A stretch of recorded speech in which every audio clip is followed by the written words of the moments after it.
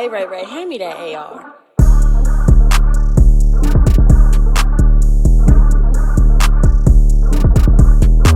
You are now listening to Off the Rip. Man, we got a St. Louis legend in the building. What you call him? Our very own homegrown Larry Hughes, NBA vet.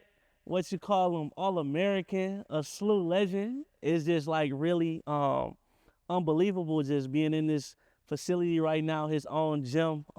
We really appreciate you having us here, Larry. Like one of my childhood heroes, somebody who I looked up to. So we just really want to say we appreciate you and we're grateful for this. Like honestly, because who would have thought, you know what I mean, sitting next to a legend. So I'm just shocked right now. That's the beauty of social media. You know what I'm saying? Just to be able to connect, see what you guys are doing on the platform, and just using that to build relationships. No, I feel that. So we want to jump into first, Larry. Like, we know you're from St. Louis. How was the upbringing in St. Louis? How was it for you? We see you repping the hat. We both repping the hat. Yeah. And I feel like it's a little bit more special for you because I heard you say before on a platform that you're straight out of St. Louis, like downtown, like really from the area. So how is it? How was your upbringing in St. Louis? Man, I think I love my upbringing. I love where I'm from. I love the environment that I come from. I understand that each city, each area has their challenges, and you got your do's and your don'ts, your places to go to, the places that you shouldn't go to. But for me, I understand the entire St. Louis. I'm from Car Square Village, 20th and Cass, I'm from downtown. So I understand those environments. I live out in West County now. So I understand the full angles of what St. Louis brings to the table. And that's why I represent it so hard. Because again, the area that I come from, as I come back home now and I see kids that look like me trying to aspire to be and do things that I did. So yeah, I'm just excited to be, one of those guys that's from St. Louis, represent St. Louis in a good way, right? Not putting any dirt on our city, not, bringing any sort of bad light on our city. Just always being a positive vibe for St. Louis. I feel that. So who put a ball in your hand? How did you get into basketball? Man, I think it was schoolyard, right? I mean, just playing in the schoolyard, playing up at Blewett Middle, playing in different parks. But as far as from the organized standpoint, my mom used that as a tool to keep me out of trouble. Yeah. So she was connected to a couple good coaches that were starting a team, that were practicing at St. Alphonsus Rock Church. She took me there one night, and that was the start of the basketball journey. Didn't stop playing from that day on. Sure. Now I do believe you're a CBC legend, right? Went to CBC. How did that come about? How did you end up going to CBC out of all these other high schools? I know probably every coach in the city probably wanted you. I think it's just being connected to basketball. Like again, I had no understanding. Again, I'm from, north side of St. Louis downtown, so I had really no understanding of private school, all boys school, military school. But the relationships that I built through basketball, at the youth level, had some good teammates who had some good parents that introduced me to some other opportunities, some other chances, some other things that I can explore. So I went to a basketball camp at CBC, and like you said, the coaches were there. They saw what I can do, from a basketball standpoint. And from there it was just, is this the right fit? Does this make sense? Will they support me in my journey, not only in the basketball space, but, in the classroom as well. So that's how I ended up at CBC through one of my youth basketball teammates. He took me to a camp. Got you. So after the camp, you started going to CBC. How was that experience, like from basketball and just like the everyday living? It was different. Again, it was all boys school. I had no understanding of what that was or what that meant. And they were also a military school before I got there, like maybe 1 or 2 years before I got there. Mm-hmm. So it was some challenges. Predominantly white school. I'm from a neighborhood where that wasn't the case. So it was a learning experience, opening up my eyes to something that's greater. But I will say that CBC had great teachers, they had great educators. They were very inclusive, so that was helpful. I had my challenges of being in a school in a different environment, but I stuck with it. I paid attention to the adults. I listened to the adults. I listened to my mom, knowing that she wouldn't steer me in the wrong direction. Told me to stay with it because, yes, I was ready to go. I wanted to change, and do something different, but very blessed that I got the opportunity to go to CBC. Got you. So is CBC where you learned that you was actually good in basketball, where you seen it like, I can be something special? I think it has something to do with CBC because, again, that's high school basketball. And then we talk about coming in as a freshman, playing varsity. So you're playing against older guys, right? I mean, I'm a freshman and get a chance to play against juniors and seniors. So I was able to compete, able to hold my own, we had this little tag. I was the super frosh back then, which was super freshman in the CBC lingo. And just the experience was great. They understood that, I was there to not only play basketball, but to be a student as well. And that's, a lot of people don't say that, be a student as well. A lot of people just strictly in it for the sports, and they don't look at like the educational side of it and how important it is down the line, I feel like, of life, just knowing certain things. I feel like a teacher, I think, said way back, it's this quote that says education is a way out of poverty. And I feel like we lack that nowadays because people don't admire the knowledge no more, like, at all. Like, it's been taken out, especially this new generation. They don't really care for it as much, I would say. It's big. It's big because CBC, it taught me how to be a person in the room. It taught me how to communicate with other people, right? Not people that don't necessarily look like me.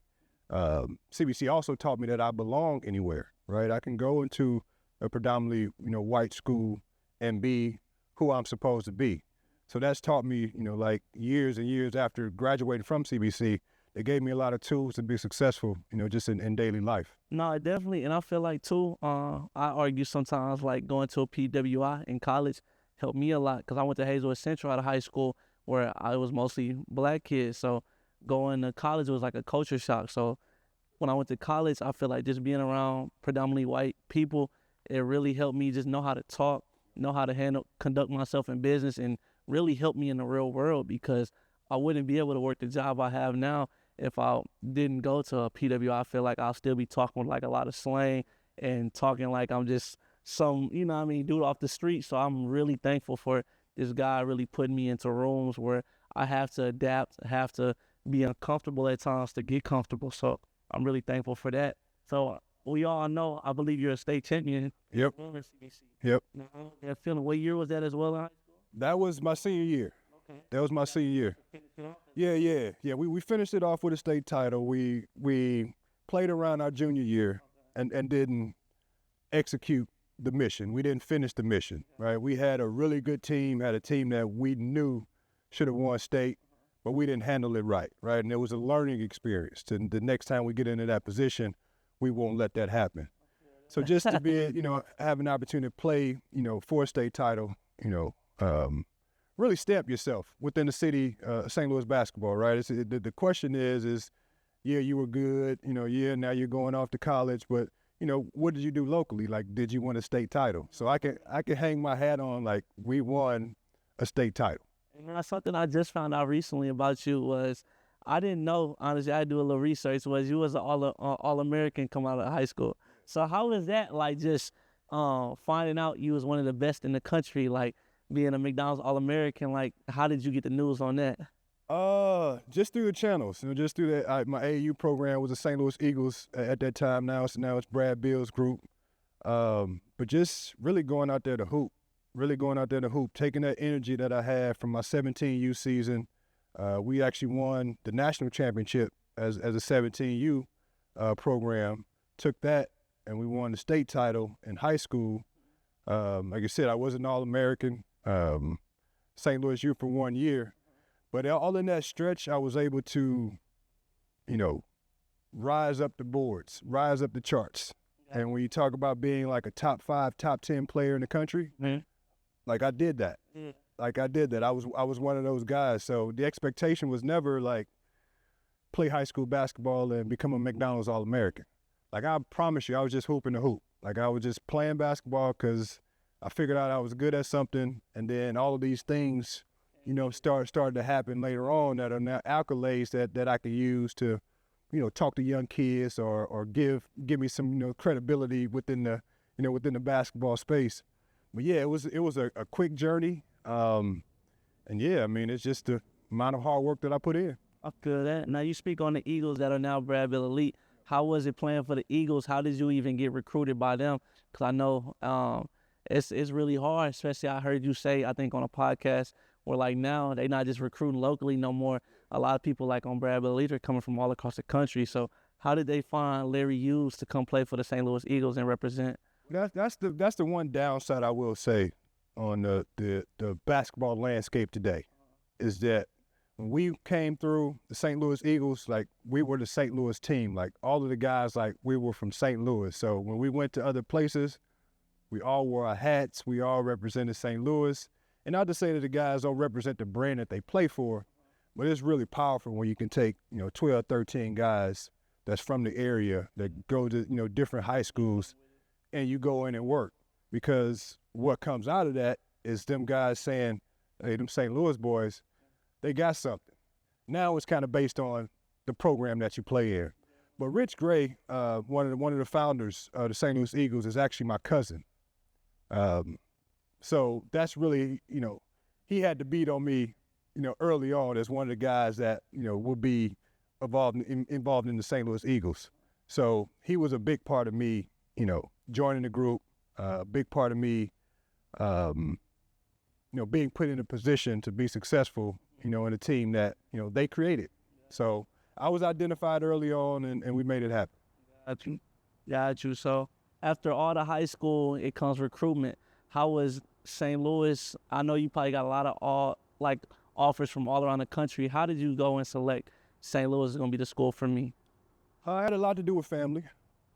St. Louis had a lot to do with family. Born and raised here, family, friends. I was also dealing, my brother had some issues, growing up that I wanted to make sure he had a part in this journey. So as far as being able to travel and go, to this state to see me play, that would probably have been a little bit of a challenge. So I was aware of that. I was aware of how much, he enjoyed the game of basketball, even though he couldn't play. So, I made that decision based on me representing my family, me representing him, and then just being close to home. I mean, back then, a lot of the guys that were really good, they stayed in their region. They stayed local. It was a little bit different than it is now. And I always say, when you go home, like there shouldn't be a place that's going to take care of you like home does. So I felt that love, and that was part of the reason why I went to St. Louis U. Got you. So let me pause for a second. Is it, what you call it, is this affecting, are we good?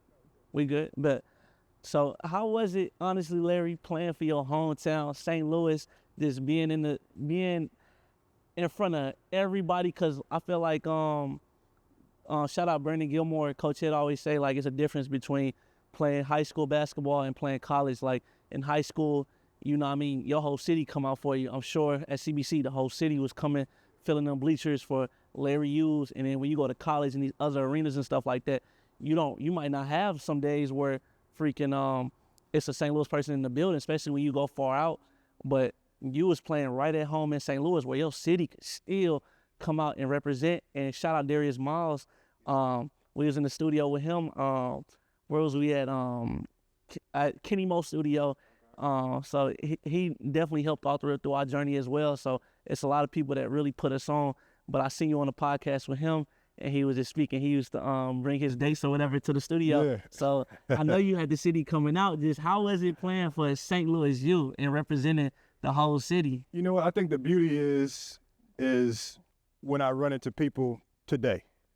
That's the beauty of me staying home and playing in front of hometown fans and friends and family, is because now that I'm retired and I'm back home, like we can talk about those experiences. We can talk about those times when they were sitting in the arena, watching me compete, at a high level.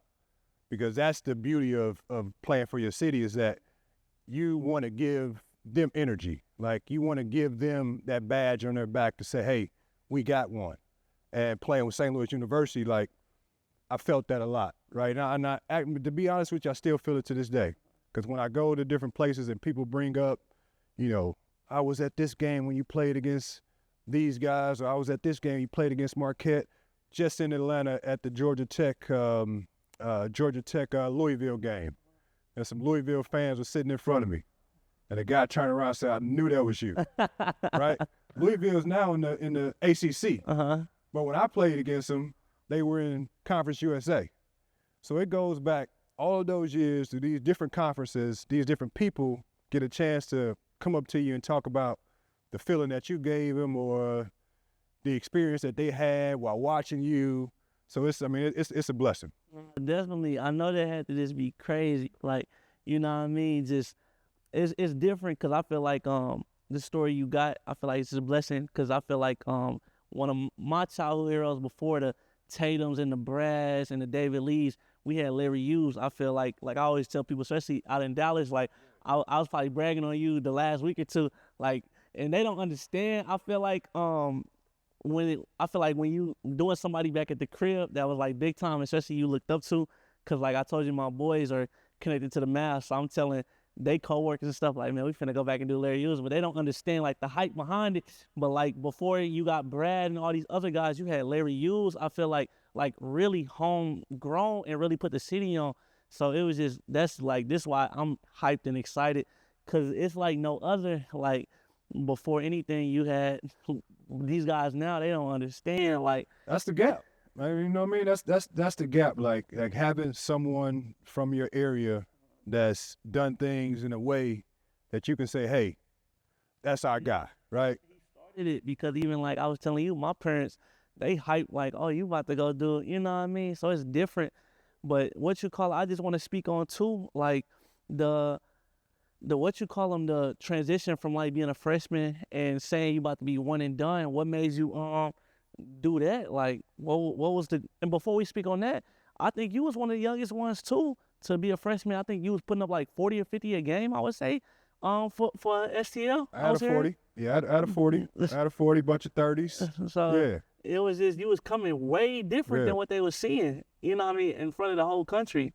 Yeah, no, it was, that experience, it wasn't scripted.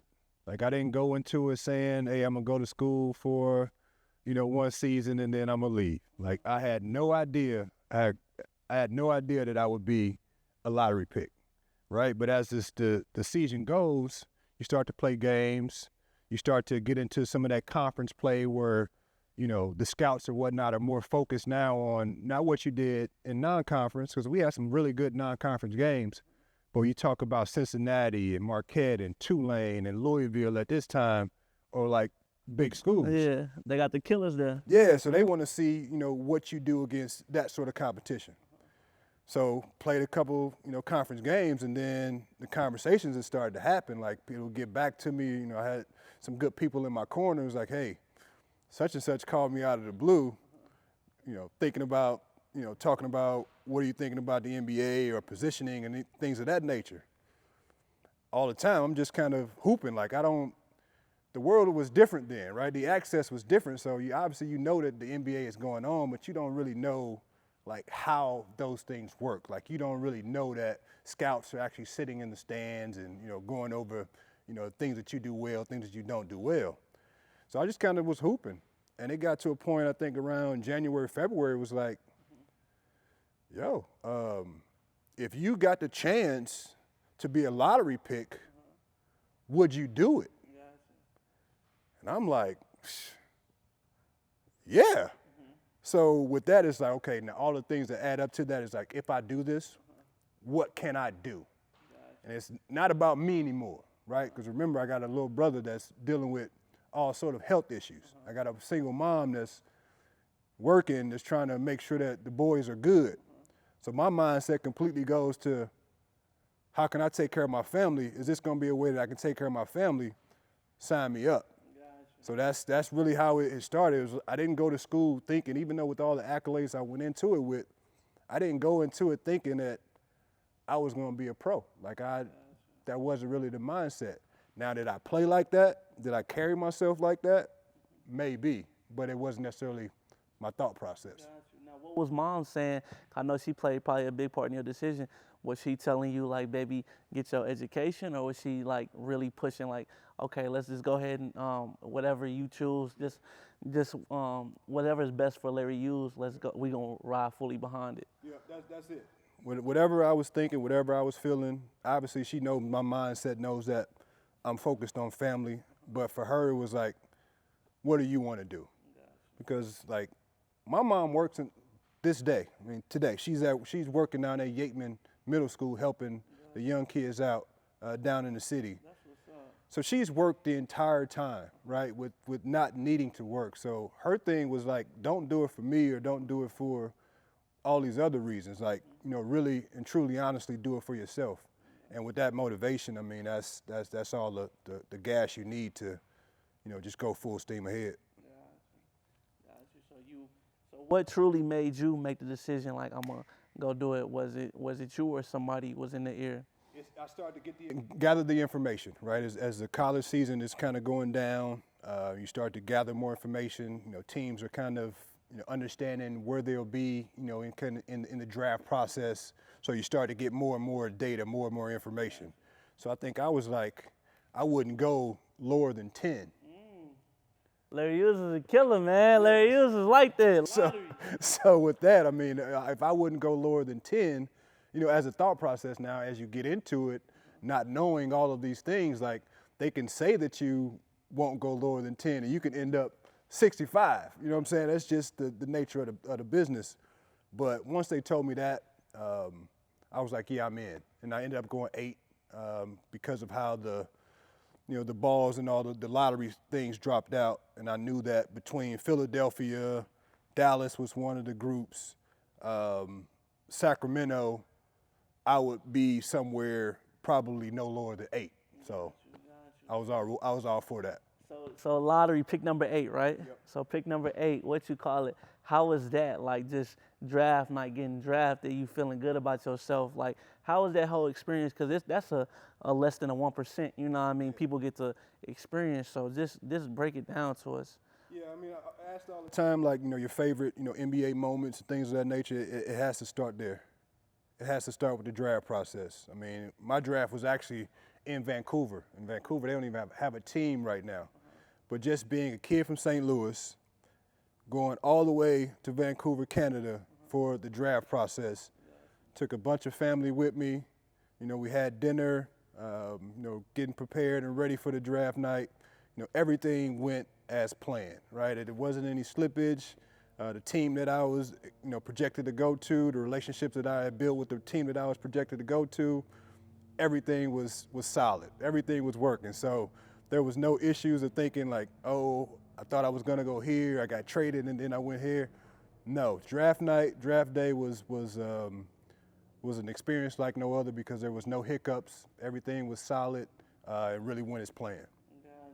I know it had to just be crazy, like just to see that moment, like it had to be legendary. So you got drafted to, I want to say the 76ers, right? Yep.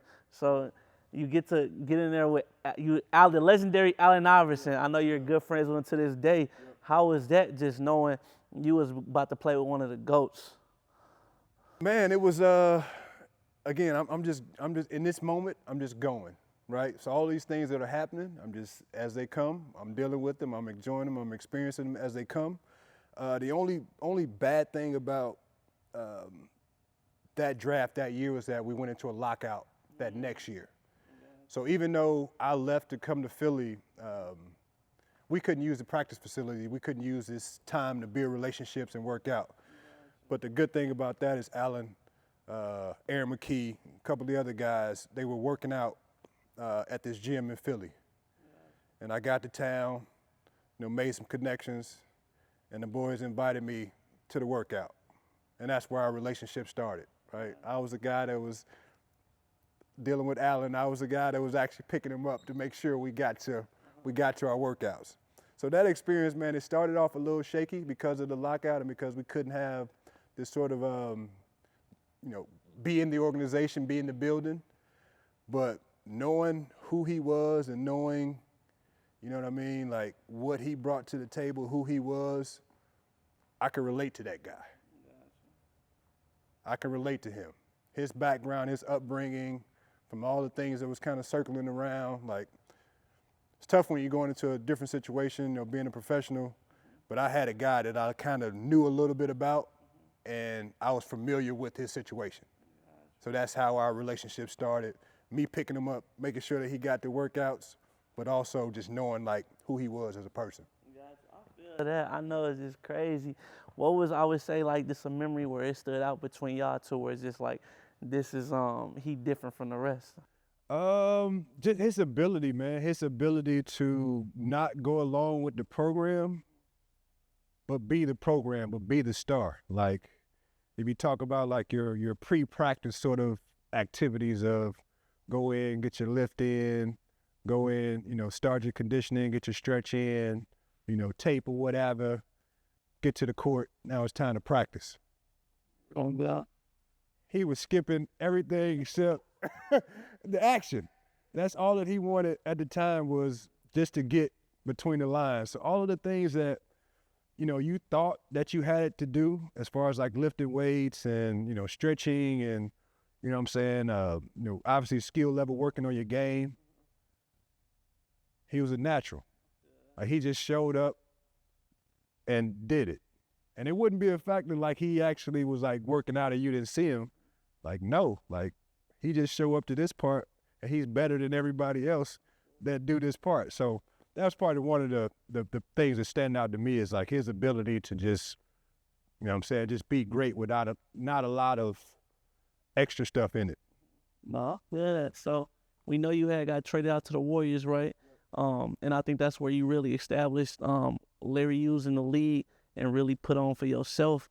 How was that experience? Just getting, I would feel like from what I, from how I watched and grew up and just looking at the numbers, I would say that's the team that really embraced Larry Hughes and said, we gonna let you rock out. How was it like coming into the league on your own and just be able to get your shots up? Well, the league is a funny business, right? The league is a funny business, but coming in as a young guy, only playing 1 year of school, I definitely ran into challenges with Philadelphia. Me and Allen, we were too much alike. Like, we were too much alike, and that was a problem, for those guys. So me getting out to Golden State was like, now, like, do I belong? Like, can I actually play in this league? Like, yeah, I got drafted 8, but, can I actually compete and make a name for myself in this league? Because you remember, in those days, they tell you get like 3 years in this league and you probably got to figure out something else to do. So it's like, I'm going into year, 1 year, 2.5, and I'm like, can I actually play? So again, they gave me the basketball. We weren't on a really good team, but they gave me a basketball and said, hey, let's see what you can do. So that's when you saw, me scoring the basketball. That's when you saw me, playing defense. That's just where you saw me just kind of opening up and just trying to learn how to play, the NBA game. And it wasn't really a stable situation. Like, I had 4 coaches in 3 years. It's like, it was a lot going on. But from a basketball standpoint, I really found out that I can actually play. So whatever happens from here, like, I know I can play. So if I need to go somewhere else and do it, I'll go somewhere else and do it. But this is the place where I figured out, like, I can actually do it. I feel that. As in what you call in that establishment, you got to really, I would say, bring up the legendary Gilbert Arenas under you. Honestly, how was it like molding him and just seeing the career he had and to see him blossom? Oh, that was my little brother. You know what I'm saying? When he came in and got drafted, I was probably the first or the second person that they called to say, hey, we need your help. Like, we got a character and we need your help. Because again, I was somewhat of the adult in the room because I was more laid back and more reserved. So things that come up, I would identify it, I would speak up. So they kind of knew that they could rely on me to, give real information and real insight, right? I'm not going to play with you. We're going to have a conversation like, you shouldn't do this. This is what you probably should be doing. But he was a guy that had crazy skills. Like, he just got caught in a situation where he was in school and he got, said some things and kind of did some things that kind of lowered his draft stock. But from day one, GA could play and he had skill. It was just about him maturing a little bit, understanding that this is a business. And again, a couple of years, you can be doing something else if you don't get your act together. So I was able to relay that message to him. he took to it, you know, spent all his money. It was a bunch of stuff that GA had going on that I was able to support him with, you know what I'm saying, and make sure that he, you know, had a nice long career as he did. Feel that. So what you calling after that? Where'd you end up with the Cavs, right? After that? No, after that, I signed as a free agent to Washington. So that's where I played with MJ in DC. What's it called? The Legend? Yeah. So I signed as a free agent. And again, when you're going through this process, that was my first time going through the process as a free agent, right? So you get a chance to pick your situation and pick your team. Who's BC? There were a couple things. So a financial piece comes into play. You know, back then we were talking about either sign, you know, this 6-year deal, or you try to split that 6-year deal up and you sign a 3-year deal. So I had opportunities with Detroit, had opportunities with Minnesota. Washington was in the picture as well, and I bet on myself. Is basically what I did. So I signed a 3-year deal. I think it was $15-20 million for the 3 years, and then I would say, after that 3 years, what's next? So that was the best opportunity for me to go learn again, because I'm still young. I'm still learning this game, but to go play under MJ or with MJ, learn, grab knowledge. Doug Collins was the coach at that time, who was a really good coach, really good brain mind at that time.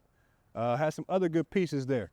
So it all really made sense as far as to, and then when MJ called you, you know what I'm saying? Because he was the president as well, right? He remember during this time he was in the front office, but he also came back to play.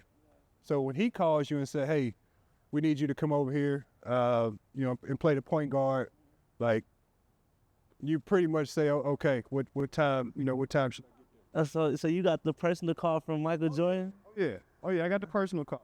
Got you. Now, what you call? And I know that was a position change for you, because a lot of people know you as shooting guard, right? How was it like adjusting from shooting guard to point guard? It wasn't tough. It wasn't a position early on that I wanted to play because of how the league was set up for point guards. Was really just pass and get out of the way. And being that age, like, I'm young. I'm trying to get to it. Like, I'm trying to score. I'm trying to show, you know, that I can be a player in this league. So I had some challenges, you know, early on as far as to being, you know, in that point guard sort of spot versus the 2 guard sort of spot. So now they call them combo guards, which they didn't have a lot of those back then. But it was an adjustment period. And actually, just funny story, I came in to play the point guard with MJ because, again, he liked taller and bigger guards. So if you go through his history, you know, he always wanted to play with taller, bigger guards. He didn't really like to play with the smaller guards. But it was one particular play that we would run, and MJ would want the pass as a bounce pass, you know, at a certain angle, at a certain height, you know, at a certain timing. And I was missing these angles and this timing as the point guard. Tyronn Lue took my spot because MJ wanted this pass at this time, at this mark.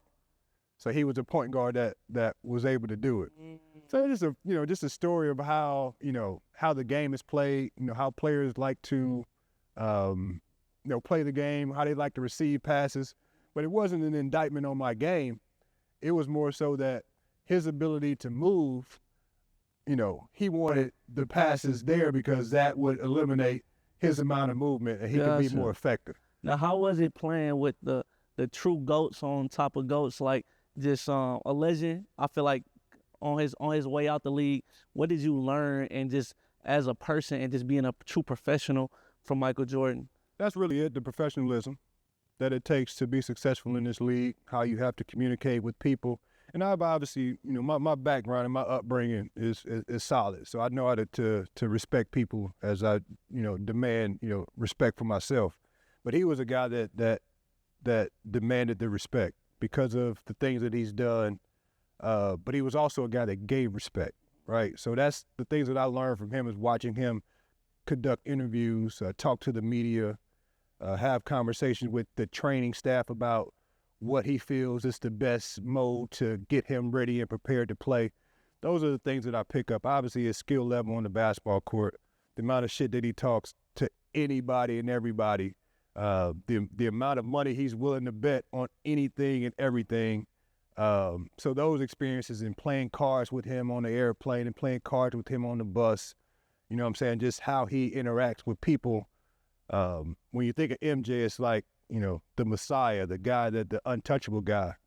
But we had dinner, we went out to club, played cards together. You know what I'm saying? So those are relationships that I can fall back on. Guys, you did MJ ever like challenge you in practice where he like, come on, Larry, let's get the ones in? Or is he ever trying to call you out, challenge you on that type of time? Nah, not really, man. And nobody really did, right? Because of my demeanor and just because of like my, you know, me being laid back. Like they, you know, it's kind of like, you know, don't mess with the quiet guy. So it's sort of deal. But like Brian Russell, like he would have, you know, shouting matches with him and you know, shooting contests with him. Him and Jerry Stackhouse, they would always get into another legend. yeah, they would always get into a little bit of North Carolina sort of riff. It's nothing like personal, but it was really like personal. But yeah, no, we had great time, man, great experiences during that time. And I gotta speak on it too, cause it crossed my mind. You got to be in a dunk contest with the legend Vince Carter. Was T-Mac in that?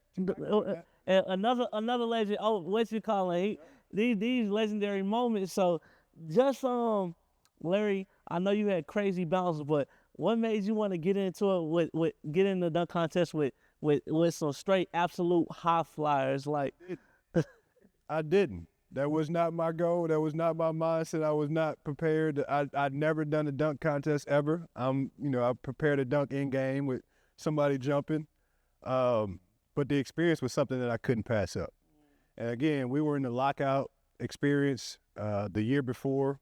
So they would do the freshman and sophomore game. And I think the only reason why I was brought into the slam dunk contest is because they left me off of the sophomore game. Gotcha. So I didn't want to not participate in All-Star Weekend in some, you know, form or fashion. So I just agreed to do the slam dunk contest. But I had a great time. I had a great time because, you know, the parties that I got to experience, the people that I got a chance to hang out with, and I was not focused on a slam dunk contest. So when you see me participating in the slam dunk contest, know that the alcohol played a part in the legs jumping up to dunk the basketball. But it was a great experience. No, I feel that. Was it just a difference? Like, was the arena and the crowd different? Just seeing, like, I would say probably, like, I still think Michael Jordan greatest dunker of all time. Then I put Vince next. Was it like crazy just being in the same competition with like what was it like? Or like I would say the atmosphere, just seeing really not even just Vince Carter, but T-Mac could jump crazy too. Just seeing them like get up there and just kill the rim. The buzz was real. Like, the buzz was real. And T-Mac wasn't as interested in the dunk contest until it got started as I think I was. Because when we're going through warm-ups, Vince is doing all these dunks. I'm talking about in warm-ups, like one step, half step, you know, off vert, like jumping up, grabbing the ball, throwing it down. He doing this in warm-ups. Yeah, and we all like, come on, man. So it was really over in warm-ups because of the stuff that he was actually doing in warm-ups to set the tone for everything that he did in the actual dunk contest. The warm-ups were crazy. Was he not drinking that weekend? No. This was Vince was doing. Vince was watching us go in and out of the hotel, you know, sitting at the elevator. I got him. Right-handed guy. He's sitting there watching everybody go in and out. Yep, I got him. Yep, I got him. So no, he was ready. He was focused on that dunk contest. So he wanted that. He wanted that dunk contest. He wanted that dunk contest. That's super funny.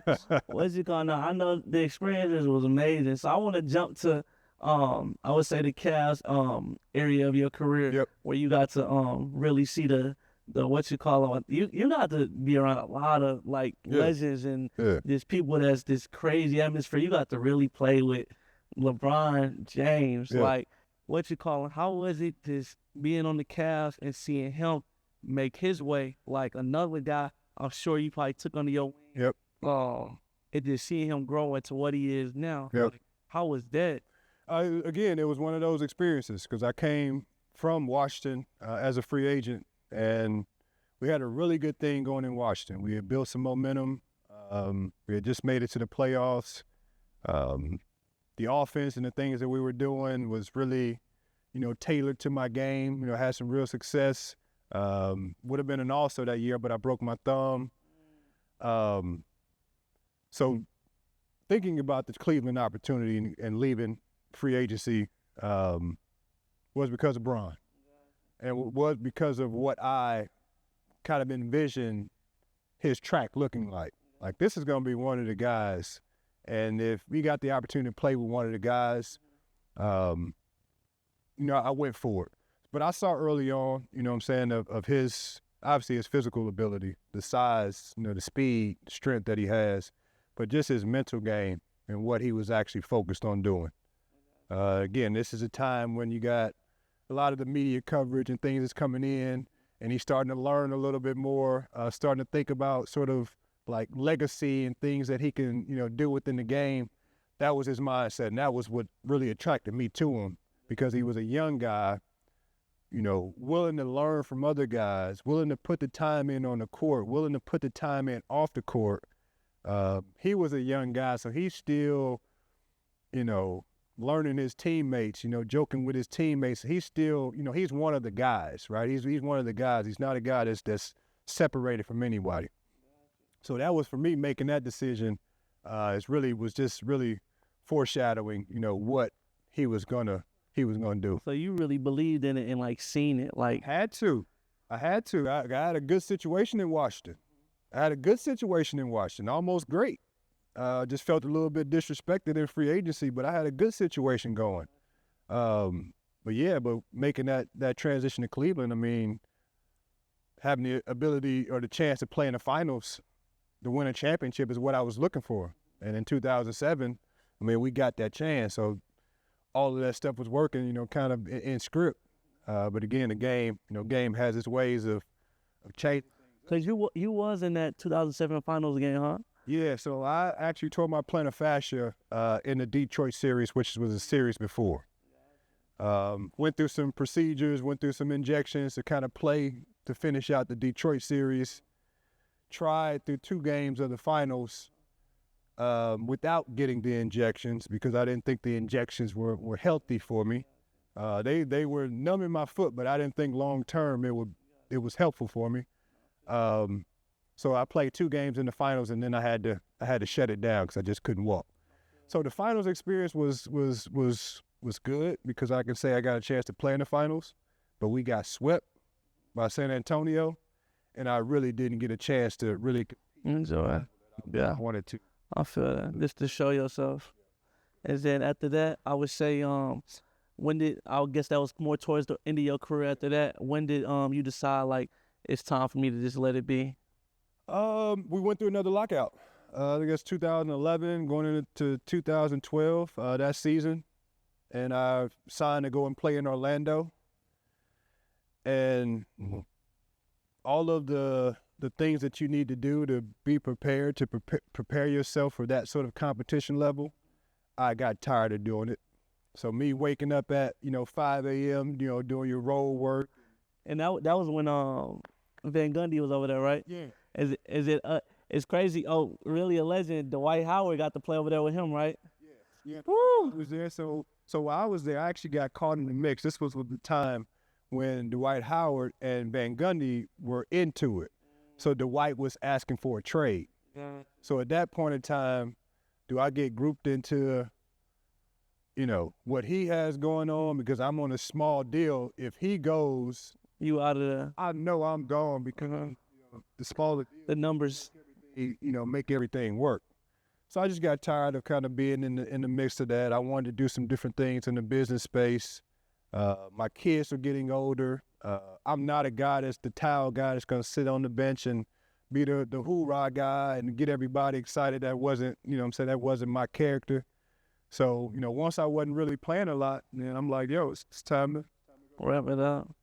So you decided to go into retirement. So how has retirement been treating you, and like, what do you have going on nowadays? Man, I love retirement.